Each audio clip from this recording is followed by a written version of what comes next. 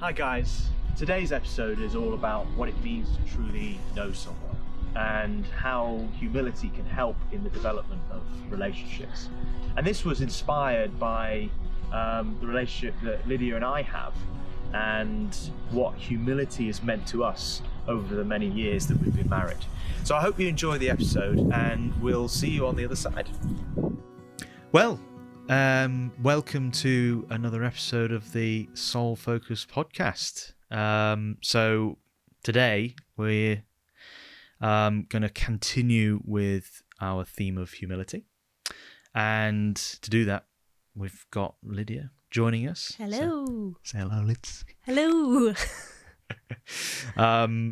So we'll kind of dive right in, but just to give a little bit of a overview of what we talked about last time. So we were looking at what humility means. We were looking at actually where humility is portrayed in media.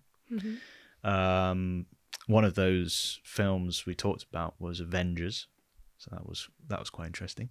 And we talked about humility in reality. So the fact that other people have different experiences and accepting that people have different experiences, that is humility. And also there's humility in enveloping or taking on a new reality and potentially disregarding a reality of your own. Right. So we're gonna continue on that theme a little bit, but specifically we're now gonna kind of pivot a little bit towards specifically relationships. So we're going to look at relationships, and there's three things we'd like to try and get through today if we can. Is this just an opportunity for you to discuss all the problems in our marriage? Whoa. Whoa. That was on gold ball. Can I just say? There are no problems in our marriage. No problems. At all. That's what I'm supposed to read here. So yes. So sorry. It's okay. So there's three things which we want to look at. So the first one is, in terms of relationship, what does it mean to know somebody? And there's three areas that we think are key in terms of knowing somebody. So that you can know somebody in terms of knowing about them, their physical attributes. Yeah. You can know about them in with regard to their hobbies and understanding their hobbies, and we'll come on to that a bit.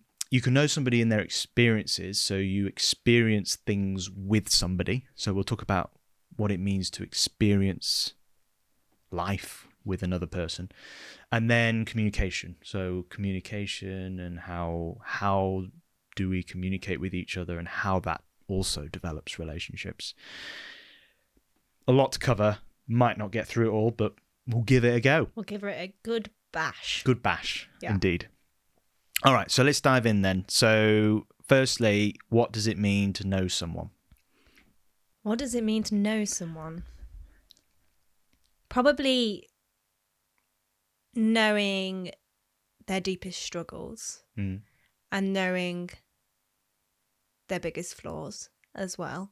I feel like when you really get to know a friend and that friendship goes to a next level, that often comes this moment where you might have a conversation or you allow yourselves to open up to a new level that you say, actually, I really struggle in this area because of what happened to me when I was at school, or because of the way my parents raised me. Or actually, I had this really bad relationship maybe 10 years previous, and actually it's had quite a negative impact on my life. Yeah. And so when you start to journey with someone through the things that they find difficult, I think that's when you feel like you know somebody. And I think surface level friendships, I don't think are actually a bad thing. I think we all have them. You can't deeply know every friend that you have, I don't think. Yes.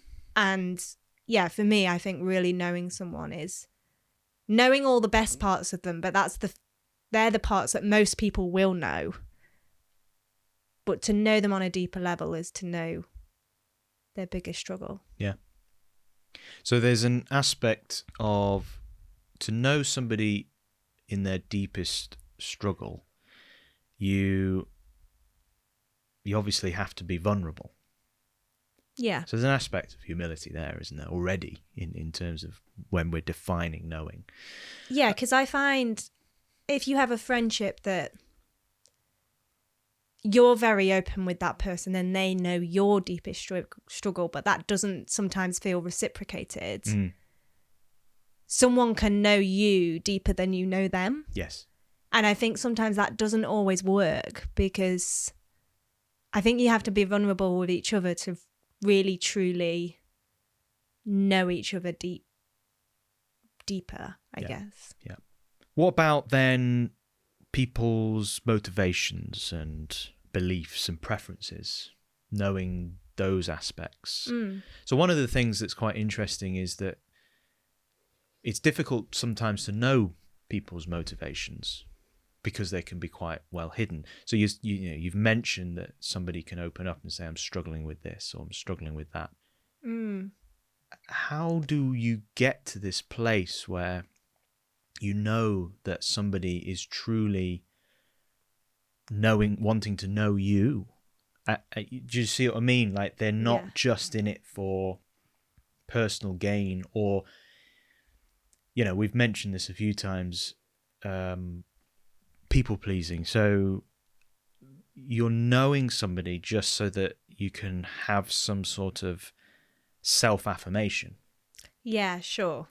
I mean, the classic is a name drop, isn't it? Okay. If that's, maybe I'm taking this conversation slightly on a tangent. But interesting. Go on. The name drop thing is where people, maybe someone mentions someone who's kind of celebrity, or like, a lot of people know about them, but not a lot of people are like deep friends with them or whatever. And maybe you know them more than other people. And it's like, you name drop them. Yeah. Like, oh, I know her or whatever. And sometimes, I've definitely found myself being like, oh, it'd be cool if I could be friends with that person, because maybe they've got connections, maybe they've got ways that there might be opportunities for myself. Like, and that's just a bit icky, isn't it? Because you don't want to know the person for the person. I've forgotten what your original question was, though. Well, I was just breaking down your what you were saying in terms of knowing somebody's deepest struggles. Yeah. Okay. So part of that is their motivations, their preferences, their experiences, I think motivations is a hard one because I don't think we ourselves know our own motivations a lot of the time. Yeah. So to be able to share them, we have to ourselves have gone through a certain amount of self-exploration and have a certain amount of self-awareness to recognize that what your motivations actually are, because we can cover them up for ourselves as well as for other people. I actually think sometimes the people I know the deepest, you can see when their motivations are a bit like skewed, maybe because it's out of character for the person that you know. But it must be, in order for you to know that it's skewed, you must have a sort of a foundation. Foundation understanding of that person, a normative understanding of that person, such that it's unusual. This is an outlier. It is the exception to how they normally act. So it is interesting, actually, because I would say that when they act out of character, it's almost confirmation. Assuming that you are correct, of course, it confirms that you know them. Yeah. Because by very definition of saying it's out of character, you have to have a normative understanding of them. So it kind of confirms that you do have a good relationship with them, interestingly. I mean, it's general things, I suppose.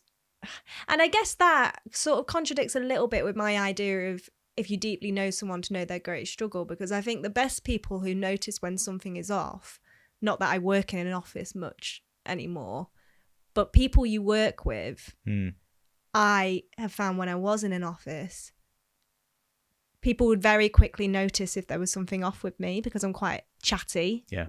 And if I was quiet all day, that would be like, is she all right? Yeah. And they'd probably notice that I'm a bit stressed or whatever. But they wouldn't know my deepest struggles. No. But there's parts of me that they know better than anybody else because they'd spent, you know, all day, most days in my presence. Yeah. But then they don't know certain parts that obviously you would know because you're my husband. Like, you know, you're probably the only person that knows everything of me. Yeah. And even then, you don't know everything. No. You're still discovering annoying things about me. Absolutely.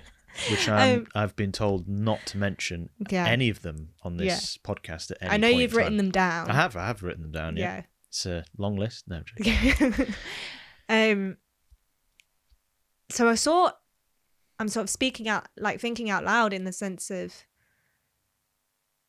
actually there's different relationships that we have that people know different aspects of us.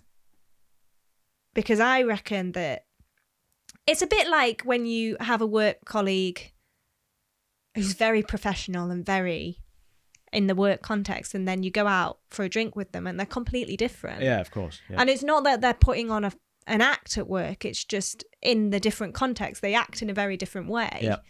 And so then you get to know them even better because you've seen them in different contexts. Yeah. So another interesting avenue, again, you touched on this a little bit earlier, is knowing somebody in their progression, the progression of being, their development. I think this is something that just humanity generally struggles with. I think we're very quick to dismiss people and don't always see the potential in people. Mm-hmm. Usually that's because of selfish agendas and, you know, etc.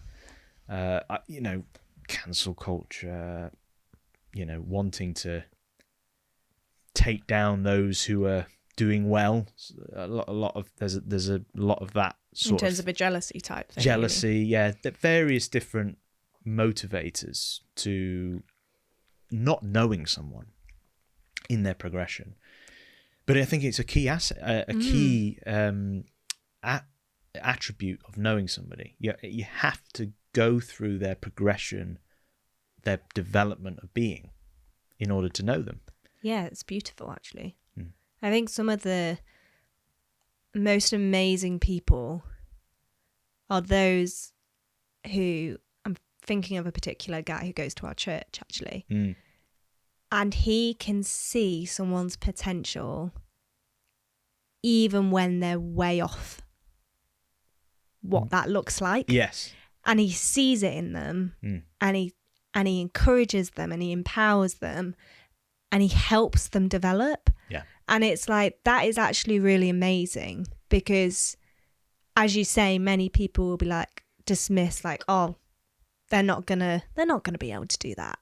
So let's just not invest in them at all. Let's not get to know them. They can just be there. That's fine. But actually, to be a person who goes, I want to get to know you, and then you see little sparks of like, gosh, they're good at that. How can we help them to thrive in that? Yeah. And to be with them from when they are like, I don't know, maybe they're this is just like a generalized example, but maybe they're unemployed, they're really struggling, they don't know what to do. To be with them and journey with them as they develop and help them, to encourage them to reach their potential, and then see them come out of another side into a better situation. To be with them through all of that, you're going to get to know them really well. Absolutely. Yeah. And that's really lovely, actually. Yeah, absolutely. So we've kind of talked what it means to know somebody. What about looking at it a little bit more from a negative perspective? So when folk say that they know someone, but they don't really know them. Do you know what I mean? Yeah. The example that comes to mind is with pop stars. Yeah. Or actors. So, you know, or they feel as if they know them. So fans of these top artists will say that they know, or they feel like they know the artist.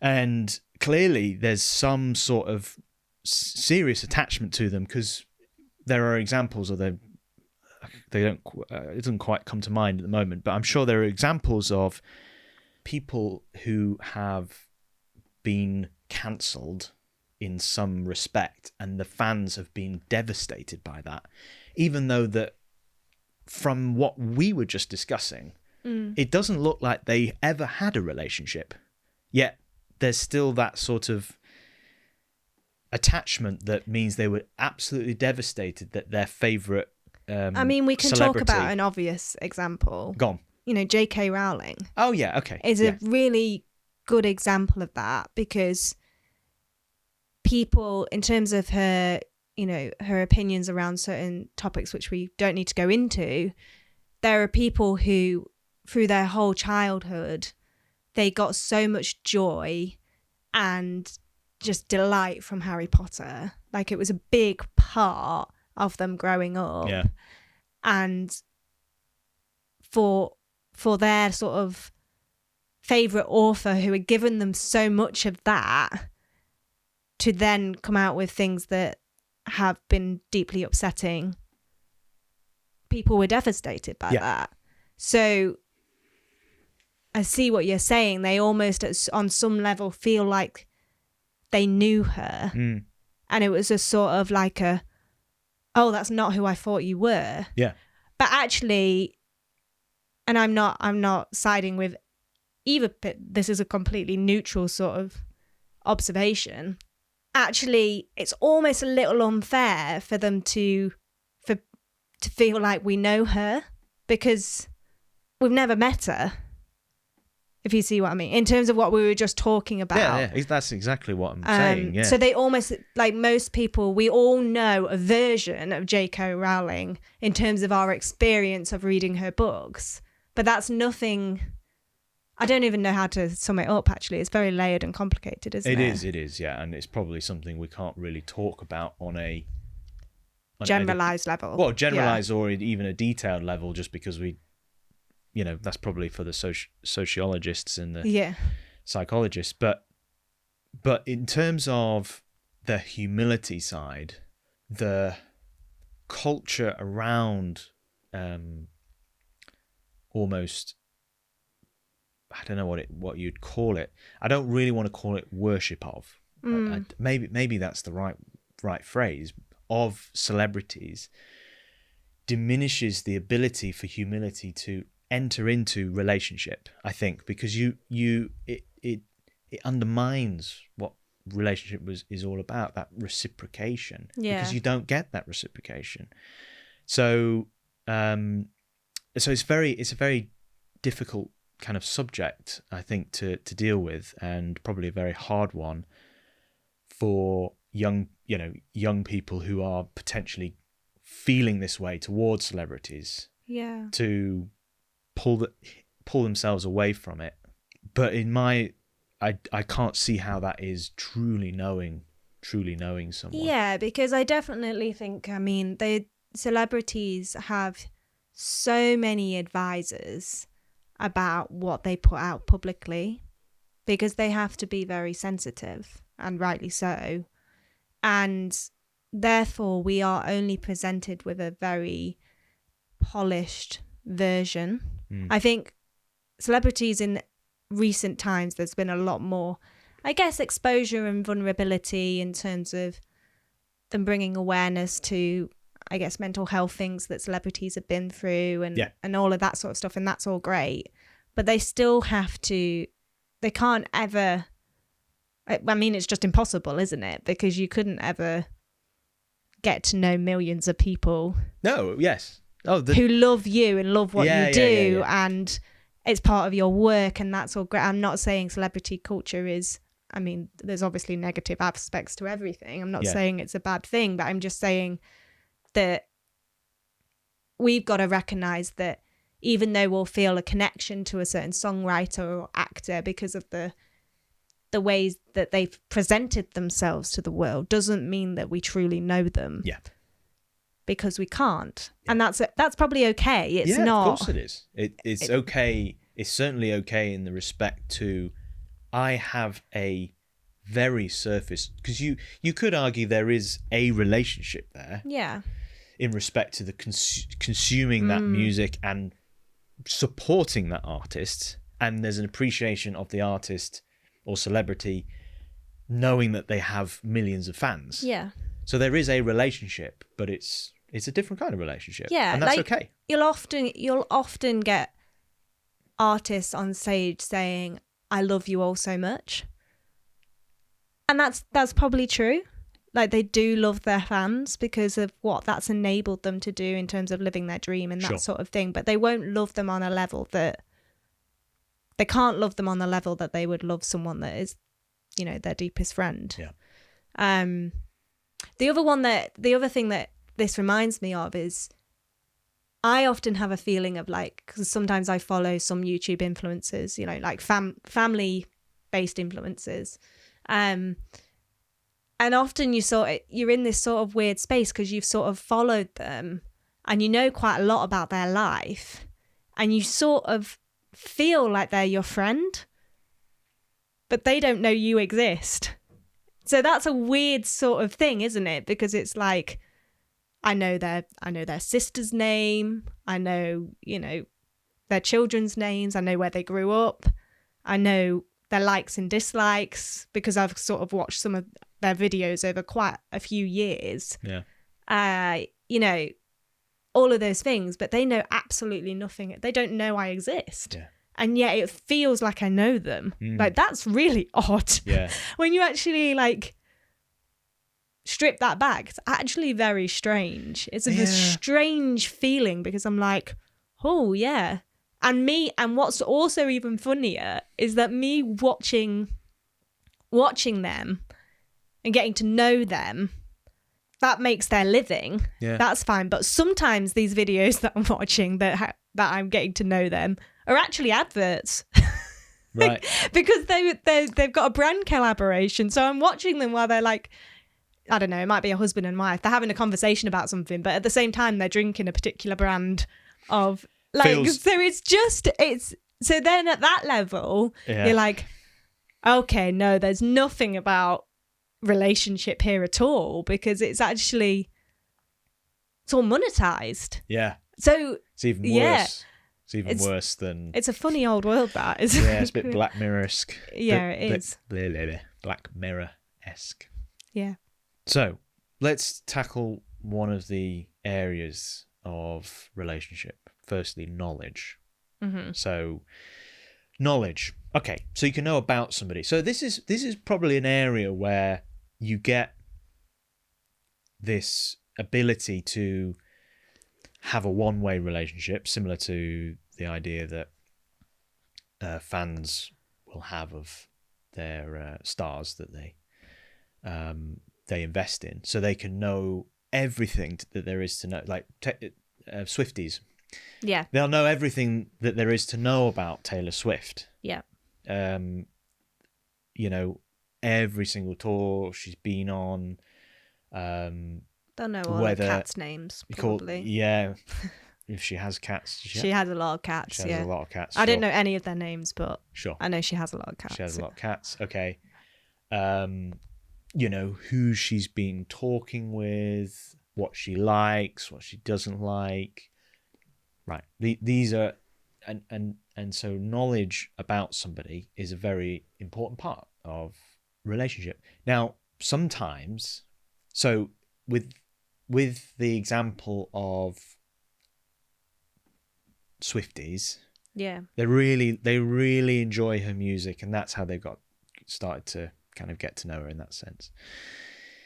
But it's similar, like, say for example, at college or at uni or at school or whatever, you get interested in a particular hobby, and somebody else also gets interested in a particular hobby. So you bond over things that you enjoy together, and you sort of know the same thing. Yeah.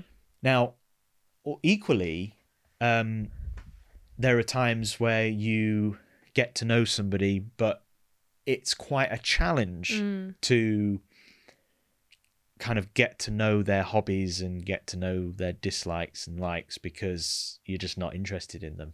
Yeah, I was thinking it's not quite an example because I actually don't mind Formula One, but I was thinking, I was having a chat with a good friend from church. It must have been about a month ago now, and he was telling me all about the changes that they're making in Formula One from next year. Now, I don't know much about Formula One. Yeah, no, me neither. At all. You can have soft tyres and hard tyres. Yes. I don't know if there's medium tyres, surely is there? There's more types of tyres than those two. I'd guess so. Just such a complicated sport. If you call it a sport. Like, oh no, sorry, I shouldn't have said that. Cut that out, Joe. Cut that out. So I like some of the things he was saying. So there's I'm looking at my notes here. There's the drag reduction system, which so if I think this is how it works. So if you're behind another car, you can activate something that changes the aerodynamics of the car, I guess, that makes it go faster. So basically it's to encourage overtaking. Right. And that's changing from next year. So it's a more dynamic aerodynamic system that they're putting in place. I don't know. Something like that. Great. But anyway, yeah, exactly. No, but it is quite interesting, to be fair. I do find it quite interesting. But he loves just this lives stuff. and breathes. He loves it. It's just, you can see the passion as he's talking to me. And it's like, I don't know about it, but the thing is, I want to know him. You know, because he's a great friend and I want to get to know him better. And so I invest in it. And it's funny because I can see myself like changing to enjoy it through the fact that I want to know him. Yeah. It's really interesting. A really nice, heartfelt example of that is, so my mum passed away 18 months ago, and me and my two sisters-in-law, we were going through just her clothes, her wardrobe and stuff, and we found quite a lot of clothes from a particular brand that my younger brother's wife really, really liked, still does really like. And it wasn't really mum's style, this brand, but she'd started to buy. My mum was a bit of a, we could say she was a shopaholic. I think that was a fair assessment. I think that's a fair comment. But yeah, so she'd bought a load of clothes from this brand, and we all just had this moment of and we'd never seen her wear any of these items either. But it was a moment of, she wanted to get to know my sister-in-law. Yeah. Like when her and my brother started going out and got married and stuff.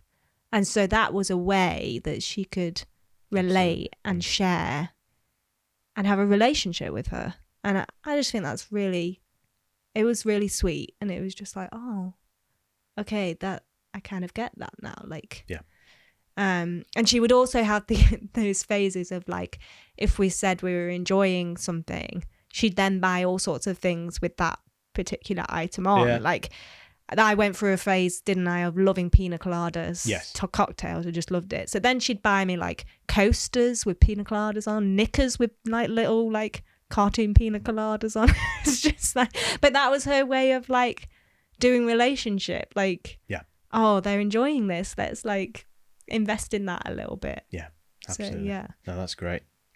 So what about seeking to understand the other person? Particularly when you struggle to understand somebody else's either beliefs or things that they invest their time in. How do we do that? Because I think that's probably one of the hardest, or the most. It's one of the things we find very difficult. I think we find it very difficult to understand other people's points of view. Yeah. And we approach, and so we're still in the confines of knowledge here, I think, because that person will have a lot of knowledge on the topic of their belief system or whatever it is. And so they will try, and we'll come on to communication later, but they'll try and communicate that knowledge. And we've got to then understand, you know, what it is that they believe and, you know, develop that knowledge of what they believe. But there has to be humility there, because you've got to decide, A, that you don't know enough about the subject. So you've got to have humility there. You've also got to have the humility that you might not be right. And there's a sort of there's an element here that in relationship we can sometimes kind of default into attack mode. Yeah. When we are getting to know somebody, often it's probably people that we don't know that well. And we're just having the conversation. They say something like they have a different political viewpoint. So let's say, for example, sometimes we can go on the defensive because it's a sensitive topic, rather than thinking about how it is we can come to know that person. And therefore, one of the things that we can do to do that is say, well, actually, I want to understand your viewpoint. Let's go on a journey together. Absolutely. Yeah, I think something that I've learned is just never make assumptions about anybody, because there's so many times where I've sort of launched myself into a situation thinking I know what's going on, and I don't have a clue. Like, there's other bits of information that I didn't know. And it's like, oh, that actually makes sense why you did that now that I know that. So it's like, not to make assumptions and give people the grace that we all desperately need, because it's hard, isn't it? It's not an easy world to live in, with the amount of different worldviews, the amount of different faiths and religions, the amount of different political viewpoints. Like, it gets really messy really fast. It does. And we can often come into a situation where we're discussing a particular political view or a particular religion or whatever it is, name your sensitive topic, having already decided that this is how it is. Like, I've come into the conversation knowing exactly how things are, and therefore my kind of process here is to try to impress that on the other person, which is completely selfish. It's completely of the ego. I mean, we talked about it in the last episode. Having an appreciation of somebody else's reality is humility, because you have to step outside of yourself to recognize that there are other human beings who have a different culture, different upbringing, have had different influences from various different people through various different times, and that's completely developed, have a completely different brain. So they different personalities, different senses. As senses, what, like spidey sense? Yeah, they have spidey senses. I mean, I was thinking. I think we get the gist. Yeah, sorry. Yeah, I can keep going if you want. I'm just trying. That's just the whole of the rest of this episode. Down. I'm just me going on about the differences. We're all different. But I'm just trying to hone in on this point because. Got it. Yeah, but I think it's important because it's like it's so obvious. It's so obvious that we cannot just expect that we can impress our view on other people, but we do it all the time. It's just, that's our nature, and overcoming that nature is quite hard. So that's why I'm kind of no, I see that. And actually, what a different world it would be if there was a bit more, well, humility to be like, oh, that's really interesting that you believed that. Yeah. I don't think I believe that, but can you tell me more about it? Yeah. Not necessarily because I want to start believing that, but I'm just interested to know. Yeah. Like, it's not, rather than, as you say, going, well, no, you're wrong. It's interesting. I wonder how much the approach of trying to control people's beliefs and trying to impress some sort of agenda in that way, like, no, you're wrong, blah, blah, blah, blah, blah, and this is how it's going to be, actually does the very opposite of what it's trying to achieve. Because the attempt is that there's something that seems obviously wrong, and, you know, we're trying to control that because it might have an effect. How I wonder how much going in with that agenda, rather than going in with the agenda which is not really any agenda, of just wanting to know that person,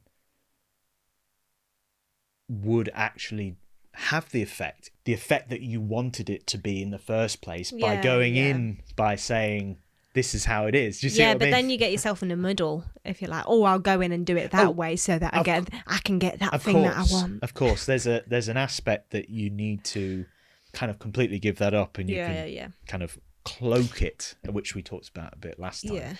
But if it was genuine, if it was genuinely, you went into that conversation genuinely to know them, I mean, how much more? Well, it's basically to your point of, if there was more humility, would it transform people more so than the other approach, which tends to be, you're wrong. Yeah, it's interesting. I'm just trying to think of how Jesus did it. Like in the accounts in the Gospels, does he go in with an agenda? I mean, he very much goes in wanting to know people. I mean, if you think about,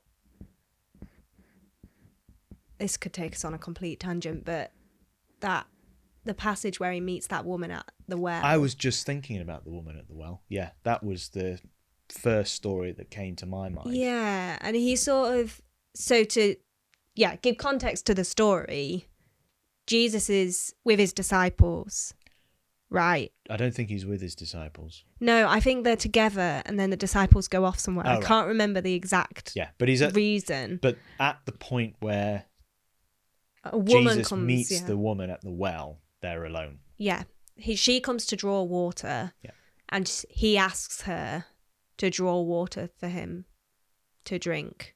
And then, well, the actual line she says afterwards is, this man told me everything I'd ever done, I think it is. Yeah.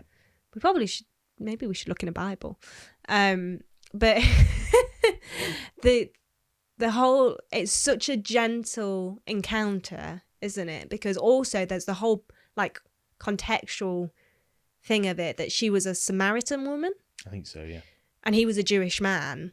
And the culture, not only, like, did those two, like, groups of people not really associate with each other, for him to talk to a woman was quite a big deal as well.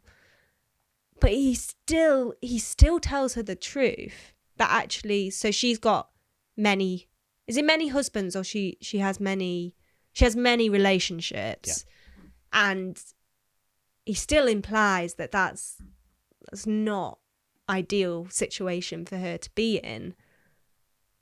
But he does it in such a tender way that you sort of get a sense of, like, he just really wants to know her. And even his disciples are probably a little bit like, why are you talking to a woman? I mean, the thing that seems to be emphasized by Christ in that moment is that Jesus says to her, there's a water such that you would never thirst again. Just missed out the most important part. Yeah. There we go. I think that's where you can see that there isn't an agenda, because it's almost like this water, that such that you will never thirst again, is transformative. It is solely for your benefit, for you to flourish. And it's, do you see what I mean? There is no, something that Jesus would get out of her in that moment at all. It's no, there's this life that you can have that is greater than what you have now. Yeah. And I want it for you. And as you say, I think obviously we don't know the way in which he spoke, but I can imagine it being quite gentle. Yeah, it feels like quite a tender moment. And actually that goes back to what I was talking about before, about that type of person who sees the potential in somebody and journeys with them, is like exactly what you just said. Like, there's more life for you. Let's journey together and find it. Like, yeah, and what you find is that journeying with somebody, you have to invest in them. You have to sacrifice something of yourself to journey with somebody. It's the harder path. The easier path is to say, I can't be bothered with this person because... Or let's have a pint every 2 months or something. Yeah, absolutely. Not that that's a bad thing if you just have a pint with someone every 2 months. Yeah, no, it's like, oh, I feel really bad now. No, but there's a... you think about, say, for example, on social media, when somebody puts something on social media and then people just demolish what they've said because they've said something really bad for whatever reason. That's those types of relationships are so shallow. I mean, the lowest, feels like the lowest of the low, because... I mean, they're not really relationships. They're not really relationships anyway. But there's an aspect that they almost want everything to be in order, to be controlled, without any sort of seeking for things to be better. Because if you saw that something wasn't as it should be in somebody else, journeying with them would create a better world. But now what you're doing is you're just, first of all, you're probably making it worse for them because they're probably angrier and angrier. But you're not telling them why, you're not going through it, you're not...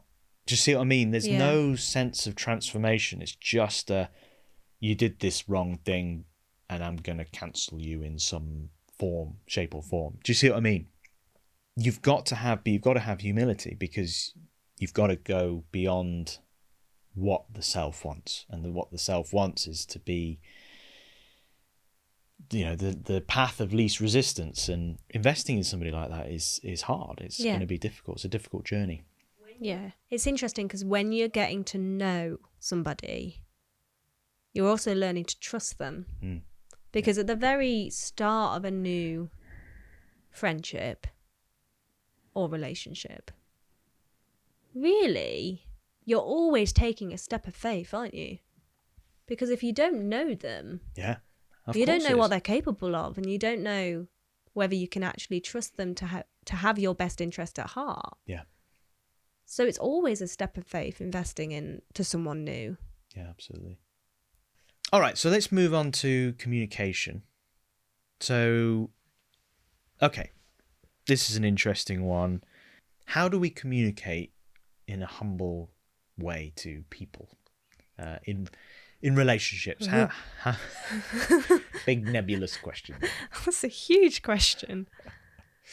Are you asking? No, it's fine. I'll ask some more questions. Yeah, a bit more specific. Yeah. Okay. So let's use an example. So let's say you're at church and you're giving a testimony.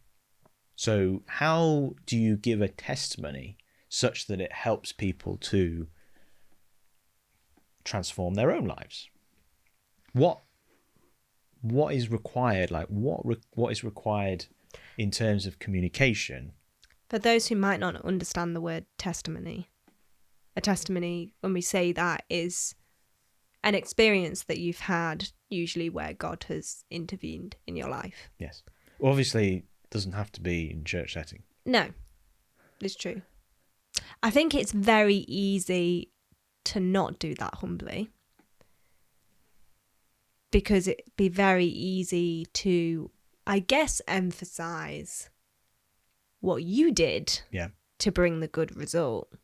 I think there's a level of I guess, being quite vulnerable when you tell a story and sort of saying, like, I don't know, or also expressing how things still aren't perfect. Yeah. You know, like, and things are still hard. Things are still a struggle. But this has really encouraged me. Yeah. And I hope it encourages you as well. Like, do you see what I mean? That it's not this polished act. It's not something that is overly rehearsed, but it's something that is straight from the heart. Yes.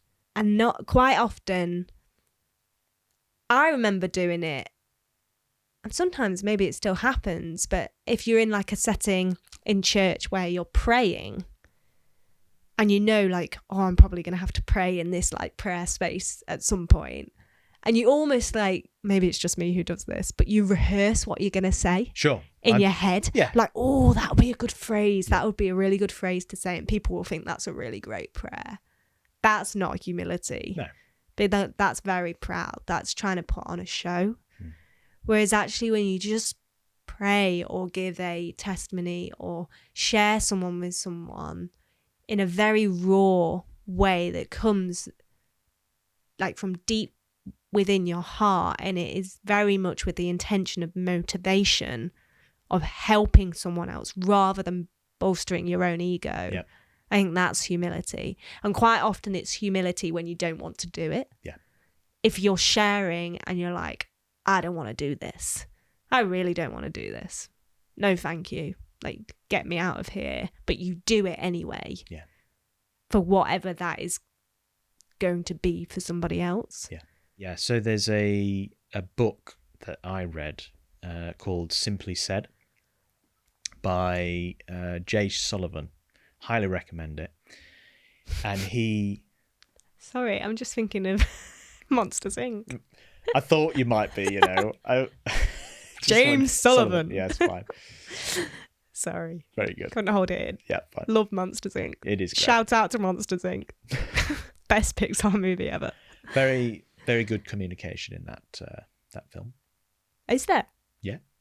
Which part are you thinking about? Just the whole thing. I can clearly hear all the words, and they are said coherently. It's kind of like the art of putting a film together. Exactly. I was being a bit facetious. Oh, he loves a bit of being facetious. I love being facetious. Any hoozles. Right. Anyway, so the book, Simply Said, so by Jay Sullivan, I highly recommend. But what he talks about is he's talking about communicating in a business setting. Right. Or if you're doing a pitch or whatever it is for investors. So, but he repeats this constantly throughout the book, that the biggest thing that you need to do when you're communicating is you need to recognize that you're not communicating for yourself.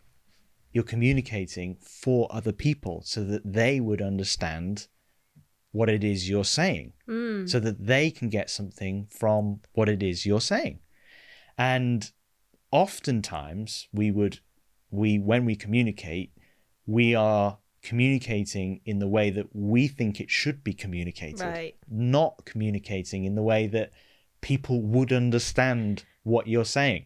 Which is quite funny because it feels quite obvious. Yes. That when you communicate, you're doing it for somebody else. Yes. Because you're communicating to them. Yes. But I know what you mean in that we sort of decide how that person needs to hear it. Yeah, exactly. Yeah. Probably because of various different reasons. So one might be laziness. You know, you just... Or nerves, just... Well, nerves, yeah. So, he talks about that. So, if I remember correctly, you know, nerves and anxiety tend to come from the fact that you are focused on yourself. But when you're focused on other people and focused on what it is, because you tend to know the content that you're presenting more so than everybody else. I mean, not always the case, but most of the time. So if you focus on what it is that the relational aspect of communication, which is what is it that's going to help these people to do whatever it is that you're telling them about. Yeah. and in a genuine fashion from the heart. And I appreciate in a business setting kind of doesn't make sense.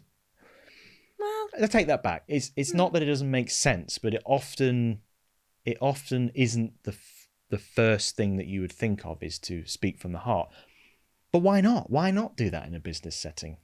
yeah, no, absolutely. I think some of the best business talks are when you see the passion that the person has for the subject. And they're just... And the integrity of what they're talking about. Yeah, you know that they know their stuff. Like, it's not... Through communicating it. Yeah. Because they're communicating it well because they want what they know to be, understood, not misunderstood, which often when somebody doesn't communicate something very well, it feels like they're being careless with the things that they've been developing or whatever it is that they're trying to communicate. It's like they're being careless with that information. Which they're not intentionally trying to do, because they probably do love that stuff and all of that. Yeah. But it can come across that way. Mm-hmm. Yeah, it's interesting, isn't it? Another area is listening to understand. Yeah. So communication isn't just about speaking, it's also about listening. It's actually more about listening a lot of the time. More about listening, yes. So not listening to say the next... I've probably just done it there. Yeah. Not listening to say the next statement, but listening to genuinely know someone. Yeah. Cool. I was just going to say, it really reminds me of, the different communication styles and personality tests and stuff you do in a corporate setting a lot of the time. And recognizing the way that you need to communicate to different types of people. And that actually the way you communicate for one person might be amazing. Yeah. But the person sitting next to them might just find it too aggressive. Yeah. Or they might find it too complicated. Yeah, that's or true. Yeah. The way that you're going about it just doesn't work for their brain. And sometimes what happens with that is people can then get very, very frustrated with each other, when actually the reality is they don't dislike each other or anything like that. Their communication styles are just clashing. We've had that sometimes. All the time. Whoa! It's not all the time. No, yeah, we have had that. But we have had that. We have very different communication styles. Yes. I am very get to the point. Let's crack on with this. Whereas you take your time a little bit. I like to explore. You like to explore, yeah. Whereas I'm like, that's lovely exploration. Now what are we going to do with it? What's the point? But it can get you into hot water. But actually, if you recognise that other person's communication style and adapt your communication for them, yes, you can have a great relationship. Absolutely. Yeah, it shouldn't be a barrier is the point, isn't it? And it's humility. You've got to have humility to adapt your communication style. And that doesn't mean that you're not being true to who you are in that scenario. I think that people could misunderstand that to be like, well, that's the way I work. That's not what we're saying. I'm not saying that you necessarily change who you are.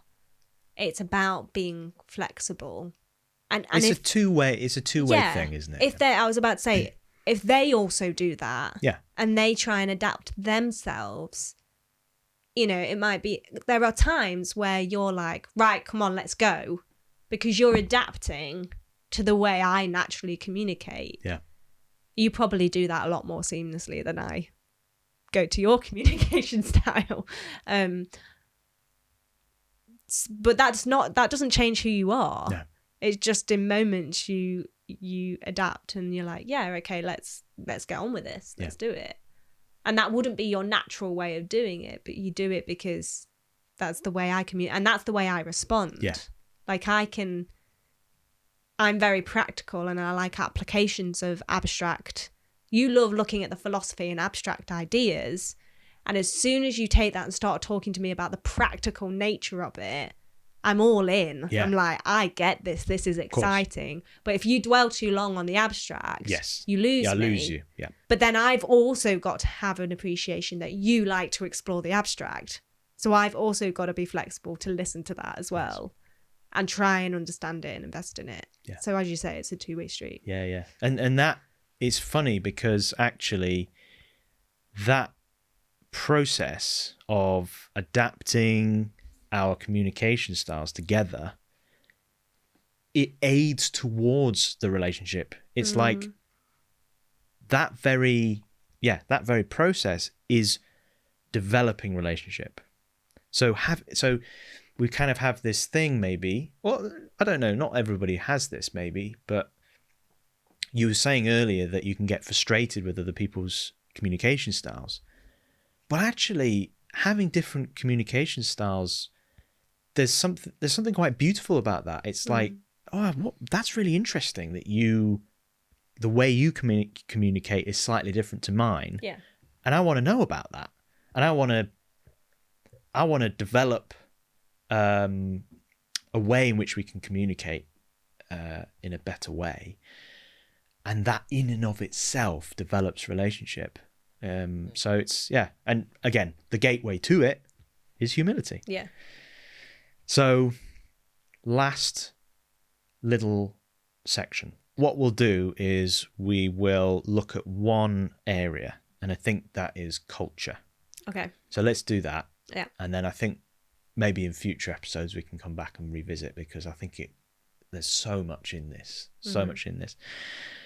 So I think the biggest example of trying to understand different people's experiences and developing a relationship through experience is when we went traveling. Yeah. So we met lots of different people so we went to Southeast Asia and Australasia. And particularly in Southeast Asia, meeting different people from different backgrounds was very interesting. And we had to have humility to appreciate their cultures, to have those relationships.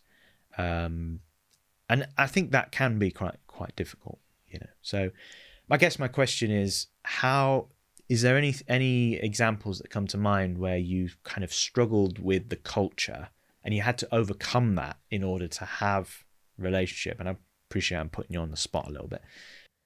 I don't know if I struggled. Because a lot of it was just so refreshing that I threw myself into it. Sure, yeah. However, I think I actually, weirdly, I struggled a little bit with their level of humility. Right, that's interesting. So, like the way they were so hospitable and the way they were very sacrificial in, allowing us to sleep in. Why don't you use the example of staying in Phuket with the family? So there was a time when I was staying with a family in Phuket in Thailand, and it was a family of 5. They had a 3-bedroom house, and basically the grandma, I guess, of the family, the oldest lady of the family, gave up her bedroom so that I could stay in her room.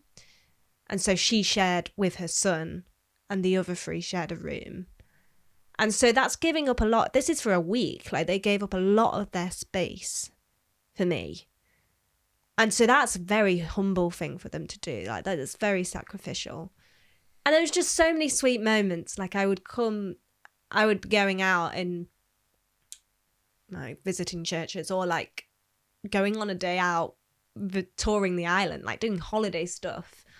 And I would come back, and the older lady, who spoke no English, like we hardly had conversations other than ones that were translated through her daughter, had left me bottles of water because she was obviously concerned that I was going to get dehydrated because of the heat, and I was obviously not used to it and all of that sort of stuff. And so that was just so lovely. Like, that was so humble.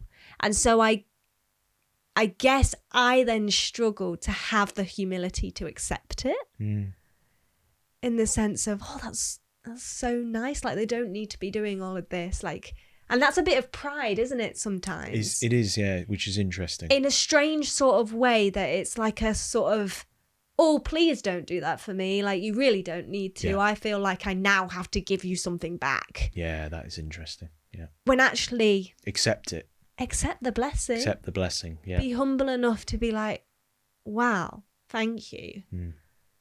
And it doesn't... you don't have to give anything back other than just being, like, grateful. Yeah. And I think that's probably what I struggled with most, was not getting stuck into their culture or anything like that. It was actually like seeing people being so kind. Yeah. And accepting that was quite an interesting thing. I think quite often in our culture, we very much don't want to ask for anything. Like, people are very resistant to ask for help. Whereas over in the East, it's expected for people to help each other. But I guess, again, that's getting into a whole can of worms that we can't really go into. Yeah.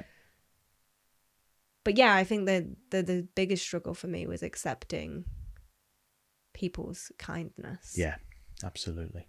Fab.